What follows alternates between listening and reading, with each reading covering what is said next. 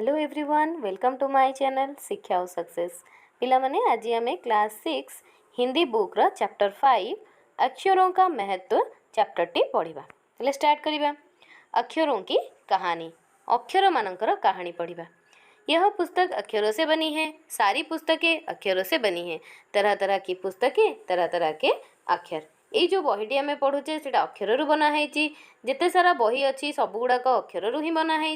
भिन्न भिन्न प्रकार बही अच्छी आको भिन्न भिन्न प्रकार अक्षर लिखा जाए। दुनिया में अब तक करोड़ों पुस्तकें छप चुकी है। 1000 पुस्तकें रोज छपती है। दुनिया रे एबे कोटी कोटी बही पिला माने छपा हो सारी। आउ डेली हजार हजार बही छपा जाउची। तरह तरह की अक्षरों में हजारों की तादाद में रोज ही समाचार पत्र छपते रहते हैं। भिन्न भिन्न अक्षर रे हजार हजार परिमाणर समाचार पत्र सबुदिन डेली छपा जाउची। जेमती कि हिंदी रे छपा होची बहुत सारा संवादपत्र, आमर ओडिया रे भी बहुत सारा संवादपत्र छपा जाउची, इंग्लिश रे भी बहुत सारा संवादपत्र छपा होची। एमती भिन्न भिन्न आम इंडिया रे आउ जो भिन्न भिन्न सारा से भी संवादपत्र छपा जाउची। इन सबके मूल में है अक्षर। हम कल्पना भी नहीं कर सकते कि यदि आदमी अक्षरों को ना जानता तो आज इस दुनिया का क्या हाल होता। आबुरी मूल अच्छी अक्षर। आज आम जाना बहुत कष्टकर होदी आम आगु अक्षर कौन जानी न था ताहले आज आमर अवस्था कौन ही था।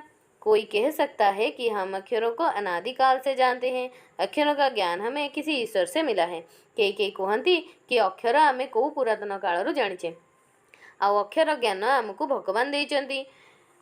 तापर देखो पिले नेक्स्ट पेज को सो। पुराने जमाने के लोग सचमुच ही सोचते थे कि अक्षरों की खोज ईश्वर ने की है, पर आज हम जानते हैं कि अक्षरों की खोज किसी ईश्वर ने नहीं बल्कि स्वयं आदमी ने की है। पुराना जमाना रे पुराना काल रे लोक माने सतरे भाबुथिले कि अक्षर ईश्वर ही आमको जणैछंदी, किंतु आज आमे जानिचे कि अक्षरर संधान भगवान नुहंती बल्कि आमे निजे मनुष्य निजे ही तार संधान करके पाइछि। अब तो हम यह भी जानते हैं कि किन अक्षरों की खोज किस देश में किस समय हुई है। एबे तो आमे एटा भी जानचे जे को अक्षर को देश रे और को समय संधान मिलथिला। हमारी यह धरती लगभग 5 अरब साल पुरानी है। 2-3 अरब साल तक इस धरती पर किसी प्रकार के जीव जंतु नहीं थे। हमें जो पृथ्वी रे रहुचे से पृथ्वीटा 5 अरब वर्ष पुराना। आउ 2-3 अरब वर्ष पुराण तो पृथ्वी में जीवजंतु ही नथिले। फिर करोड़ों साल तक केवल जानवरों और वनस्पतियों का ही इस धरती पर राज रहा। तो कोटि कोटि वर्ष पूर्व केवल पशुपक्षी आउ वनस्पतियां पिला माने होजने गछ वृक्ष सेही माथिबरे थिले। आदमी ने इस धरती पर कोई 5 लाख साल पहले जन्म लिया। धीरे धीरे उसका विकास हुआ। जो लोक माने आम भलिया आमे जो सब लोक माने अछंती समस्ते यही 5 लाख वर्ष पूर्व ही जन्म नहीं पृथ्वी रे। आउ धीरे धीरे आमर सब विकास होइछि। कोई 10,000 साल पहले आदमी ने गाँव को बसाना शुरू किया। वह खेती करने लगा। वह पत्थरों के औजारों के इस्तेमाल करता था।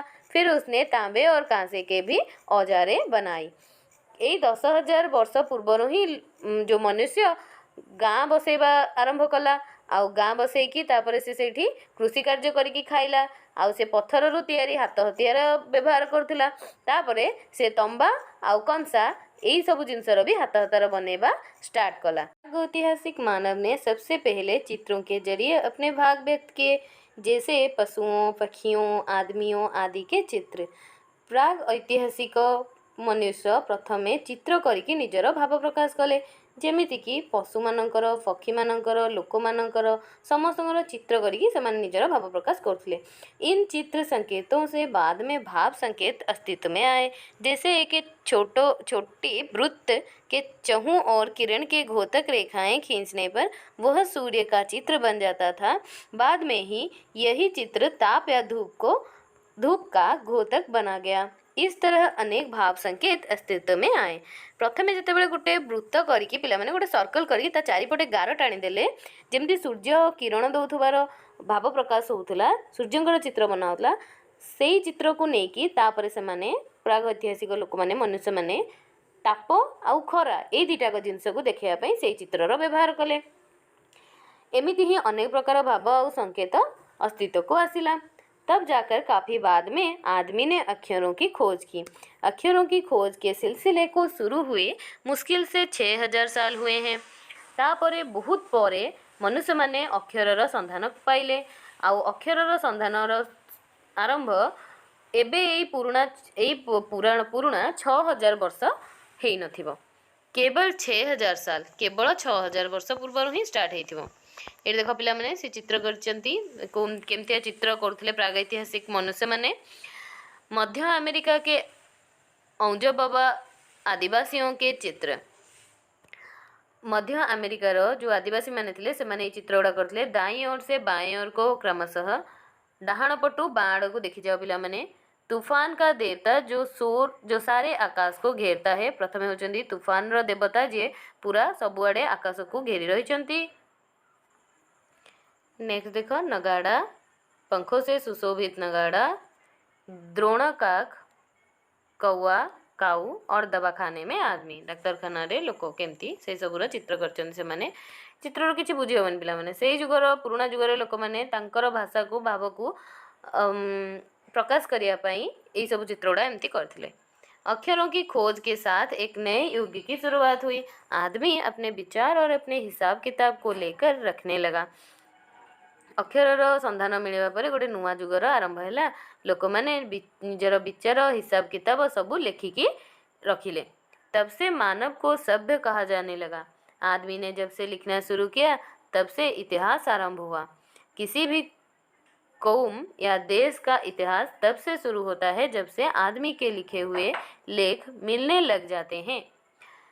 ताहले पिला माने कौन है ना जिते बड़े मनीष को लेखा पढ़ा आसीगला तापरे मनुष्य को सभ्य बोली कुहागला। जितेबाला मनुष्य लेखिबा शुरू कला, लेखिबा आरंभ कला, सेठू ही इतिहासर आरंभ है। कौनसी गोटे देश बा कौनसी गोटे राष्ट्रर इतिहास सेतेबेले आरंभ है जेतेबेले सेई देशर लोक मानकर लेखा मिलगला। इस प्रकार इतिहास को शुरू हुए मुश्किल से 6000 साल हुए हैं। तो जमीती आमर भाषार स्टार्ट हवा अक्षर संधान 6000 वर्ष पूर्व मिली, ताहले इतिहास भी से 6000 वर्ष पूर्व ही स्टार्ट होइछि, आरंभ होइछि। उसके पहले के काल को प्राग ऐतिहासिक काल यानी इतिहास के पहले का काल कहते हैं। ता पूर्वरु जो समयटा को प्राग ऐतिहासिक काल बा समय बा इतिहास पूर्वर समय बोली कहा जायछि। अतः हम देखते हैं कि यदि आदमी अक्षरों की खोज नहीं करता तो आज हम इतिहास को ना जान पाते। हम यह ना जान पाते कि पिछले कुछ हजार सालों में आदमी किस प्रकार रहता था, क्या क्या सोचता था, कौन कौन राजा हुए इत्यादि। एबे आमे भावुचे कि जदि आमको अक्षर संधान मिली न था, अक्षर आमे खोजिकी जानी न थांते, तेबे पूर्व काल रे इतिहास रे कौन कौन सब होइतला ता विषय रे आमे किछि भी जानि पार न थांते। जेमति कि मनुष्य कौन कौन भाबुथिला, से कौन कौन केमिति रहुथिला, आउ कौ कौ राजा सब थिले, ए सब विषय रे आमको किछि भी जाना पड़ न थांता। तापर देखो पिला माने नेक्स्ट, अक्षरों की खोज मनुष्य की सबसे बड़ी खोज है। अक्षरों की खोज करने के बाद ही मनुष्य अपने विचारों को लिखकर रखने लगा। अक्षर संधान मिलवा ही सबुठारु बड़ खोज होची मनुष्यर। आउ अक्षर संधान मिलवा परे ही मनुष्य निजर मनर भाव विचार सब लेखिकी रखिला। इस प्रकार एक पीढ़ी के ज्ञान का इस्तेमाल दूसरी पीढ़ी करने लगी। अक्षरों की खोज करने के बाद पिछले 6000 सालों में मानव जाति का तेजी से विकास हुआ। लेखिकी रखिबा द्वारा पुराणा पीढ़ीर लोक मानकर ज्ञानर कथा नुआ पीढ़ीर लोक माने करियाकु लागिले, जानिबाकु लागिले। अक्षर मानकर संधान मिलवा द्वारा एई पुराणा 6000 वर्ष विगत 6000 वर्ष परे मनुष्य जातिर विकास बहुत जल्दी जल्दी हबाकु लागिला। यह महत्व है अक्षरों का और उनसे बनी हुई लिपियों का। यही महत्व होची अक्षर मानकर आउ तादेहरु बना हेतिबा लिपि मानकर। अतः हम सबको अक्षरों की कहानी मालूम होनी चाहिए। आज जिन अक्षरों को हम पढ़ते या लिखते हैं वे कब बनाए गए, कहाँ बने और किसने बनाए, यह जानना जरूरी है भी।